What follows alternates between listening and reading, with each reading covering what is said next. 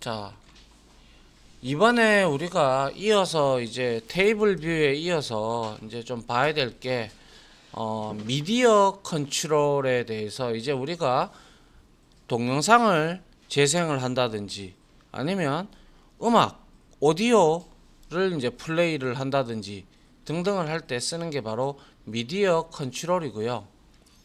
이 미디어 컨트롤은 비디오를 재생할 수 있는 미디어 뷰 컨트롤과 그리고 볼륨 조절 및 재생 위치를 조절하는 슬라이더 컨트롤과 그리고 현재 진행 상태를 보여주는 프로그레스 바 혹은 또 다르게 프로그레스 인디케이터라는 게 있습니다. 그래서 여기에 밑에 한번 보시면 여러분들이 미디어 뷰라는 거는 잘 이해하셔야 되는데요. 미디어 뷰는 단순히 비디오만 이제 그러니까 멀티 비디오 동영상만 보여주는 역할을 합니다. 아시겠죠? 얘가 뭐 제어를 한다 뭐 이런 건 없어요. 그래서 없고요. 얘는 단순히 미디어만 보여주는 역할을 하고요. 동영상을 제어할 컨트롤은 전혀 없습니다. 그래서 우리가 제어할 부분을 이제 슬라이더나 프로그레스 바나 버튼을 우리가 사용할 수 있을 겁니다. 그래서 여기에 이제 슬라이더를 보시게 되면 자, 슬라이더는 자, 0.0에서부터 100까지 100.0까지 이렇게 있고요. 통상적으로 기본적으로 우리가 이 큰 넓이를 트랙이라고 얘기를 하고요.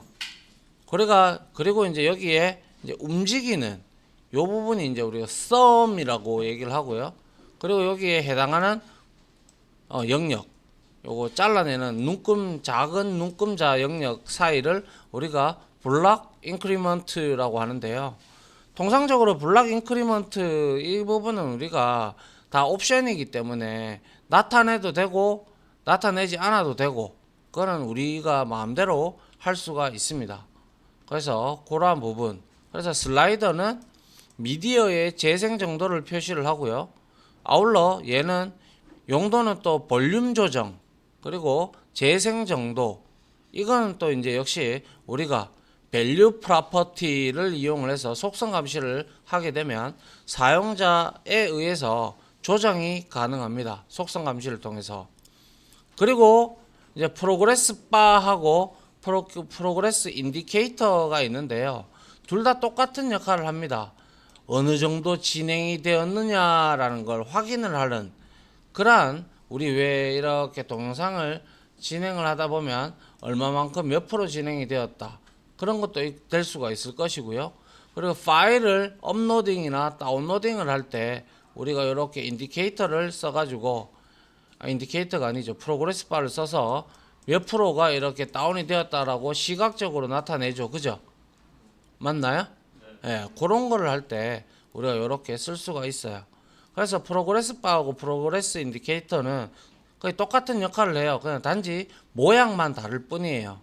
그래서 슬라이더와 유사하나 사용자에 의해서 얘는 조정은 안 돼요. 조정은 안 하고 재생 정도만 표식을 하고요. 그리고 진행 정도를 보여주는 역할만 한다라는 것이죠. 아시겠죠? 예. 그래서 여기서 뭐 프로그레스 바나 인디케이터도 중요하고 슬라이더도 중요하지만 일단은 미디어 뷰는 미디어만 보여주는 역할. 그래서 여기서 말하는 미디어는 오디오와 동영상 다 합쳐서 우리는 미디어라고 얘기를 하죠. 그죠? 예. 맞나요? 예. 그래서 미디어 뷰를 이제 우리가 나타낼 때 이제 미디어를 이제 보여주는 역할로 우리가 미디어 뷰를 이제 사용을 하시면 됩니다. 그러면 결정적으로 얘가 미디어만 보여주는 뷰 단의 역할만 한다면 이 동영상을 제어를 할 수 있는 그러한 부분이 분명히 필요할 거다. 그죠? 맞나요? 예. 그게 바로 이제 우리가 이제 미디어 플레이어라는 클래스가 따로 있습니다. 그래서 잘 구분하셔야 될 게, 미디어 뷰 컨트롤은 방금 말씀드린 바대로 비디오를 보여주는 용도로만 사용되기 때문에 특별한 UI 제어 컨트롤이 없습니다. 아울러 재생 기능도 없어요. 그냥 얘는 보여주는 역할만 해요. 그리고 여기에서는 fit width, fit height, 그리고 preserve ratio 속성. 그래서 이미지처럼, 이미지 뷰처럼 뭐만 보여주는 역할만 해요. 그래서 여기에서 미디어 뷰에서 우리가 이제 이 미디어 뷰를 우리가 미디어 플레이어라는 클래스로, 컨트롤이 아니라 이거는 클래스입니다.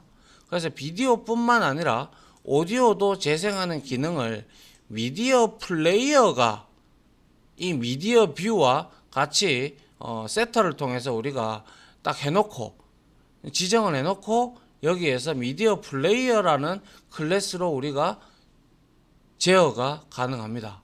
그래서 첫 번째 미디어라고 해서, 이건 미디어는 말 그대로 리소스를 의미하겠죠, 그죠? 미디어를 이제 이렇게 리소스를 가지고 옵니다. 그래서 이렇게 경로를 지정을 해주고요.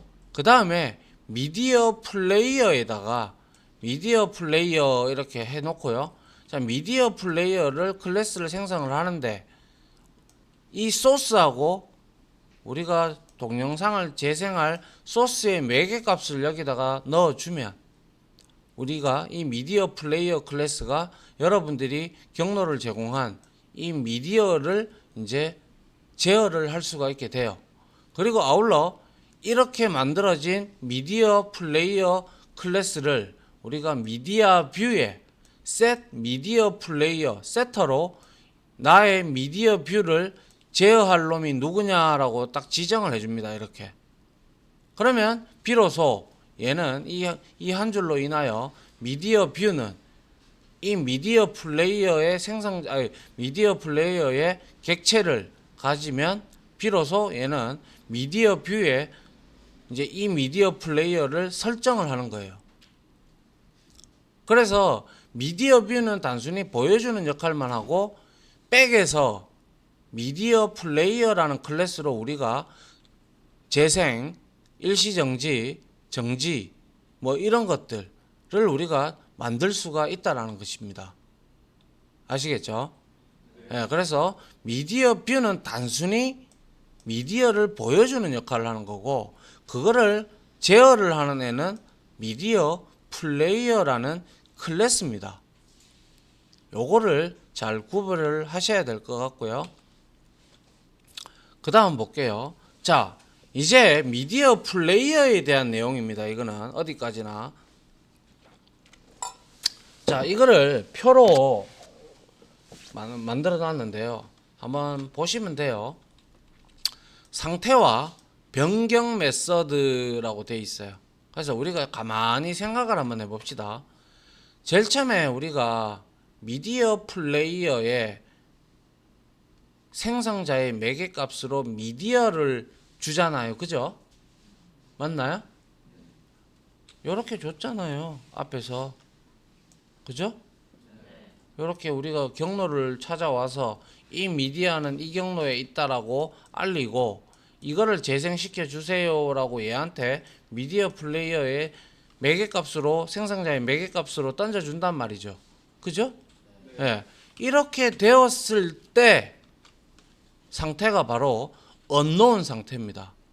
왜? 이때는 미디어 플레이어 클래스가 이 소스가 미디어라는 소스가 경로에 있는 그 파일이, 동영상 파일이 분석이 아직 다 완료가 안 된 상태죠. 맞나요? 맞잖아요. 분석이 되어야 비로소 얘는 재생을 할 수가 있을 거 아닙니까? 그죠? 맞잖아요. 예. 네. 그래서 제일 초반에는 생성자의 매개값으로 들어갔을 때 unknown 상태가 되고요.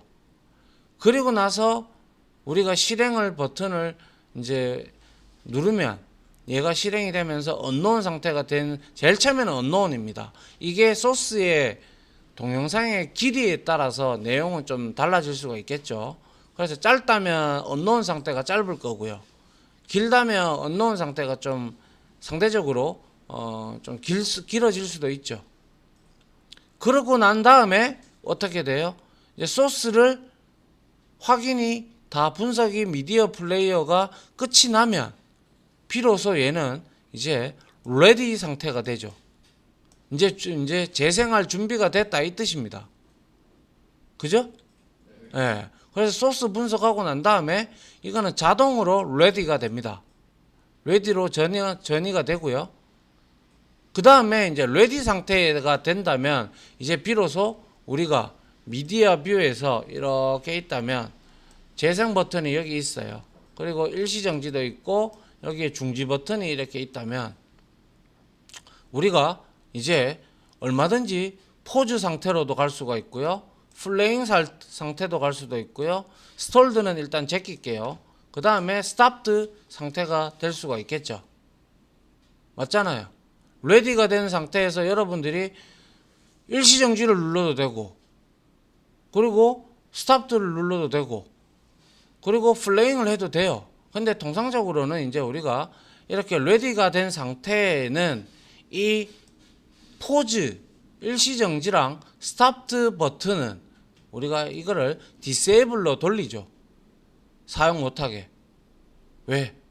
동영상을 이렇게 준비됐으면 일단 실행을 시키려고 지가 했으니까 버튼을 딸깍 누르면 이제 비로소 동영상이 쫙 흘러가면서 얘는 비활성화가 될 거고 다시 이 두 개는 활성화가 돼야 되겠죠. 그죠? 그래야 우리가 보다가 일시정지 아니면 스탑 해야 될 거 아닙니까? 그죠? 예. 네. 그래서 이렇게 전이가 된단 말이죠. 그 다음에 이 스톨드라는 상태는 뭐냐면 우리가 예전에 버퍼링 데이터 지금은 요즘에는 세대가 많이 좋아졌죠. 좋아져 가지고 이제 뭐 기가랜 뭐 이런 식으로 들어오다 보니까 웬만하면 버퍼링이 잘 안 걸리죠. 그죠? 요즘에는 그죠? 맞나요? 예전에 선생님이 제일 처음에 할 때는 뭐 심심하면 버퍼링 걸렸어요. 오죽하면 뭐 개콘에 뭐 버퍼링 관련된 코너가 있을 정도로 버퍼링이 막 이래 끊겨요. 이거는 우리가 어떻게 할 수 없는 부분이에요. 스톨드 상태는. 그죠? 이거는 우리가 어떻게 제어를 할 수가 없어요. 이거는 네트워크 상태가 안 좋으면 재생이 멈추는 현상을 우리가 스톨드라고 합니다. 그래서 이거는 자바 코드로 우리가 어떻게 제어를 할 수 있는 코드가 아니에요. 이거는. 맞잖아요. 그죠? 예. 네. 그래서 계속 요즘에도 와이파이 하다가도 안 될 때 이렇게 빙글빙글 돌잖아요. 그죠? 이게 버퍼링이 되고 있다는 거잖아요. 그죠? 예. 그런 것처럼 우리가 언노운 상태에서 소스가 분석되고 난 다음에 레디 상태가 자동으로 되고요. 그 다음에 여기서 여러분들이 버튼을 눌렀을 때 이벤트 처리를 해놨다면 버튼을 눌렀어. 플레잉 버튼을 눌렀어. 그러면 여러분들이 플레이를 이제 여기에서 오토 플레이를 설정을 해 놓을 수도 있고요. 아니면 플레이 메서드를 호출을 하면 플레이가 시작됩니다. 그래서 오토 플레이는 자동 재생이 되는 거고요. 플레이는 여러분들이 버튼을 눌렀을 때 어떤 이벤트 처리로 플레이 버튼을 누르면 되죠. 맞나요? 네. 그런데 이 플레이에다가 이제 우리가 또 갈 수 있는 방향은 포즈드와 스탑드입니다. 그죠? 맞나요? 그래서 플레잉 상태에서는 포즈 메서드를 호출하면 포즈드 상태가 되는 거예요. 그죠? 맞나요? 네. 그리고 스탑을 누르면 그 동영상이 스탑이 되면서 이제 일시정지하고 스탑이라는 버튼은 비활성화가 되면서 재생 버튼이 다시 활성화가 돼야 되겠다. 그죠? 맞잖아요? 여러분들 그렇게 곰플레이어나 플레이어기 써왔잖아요. 그죠? 예. 네.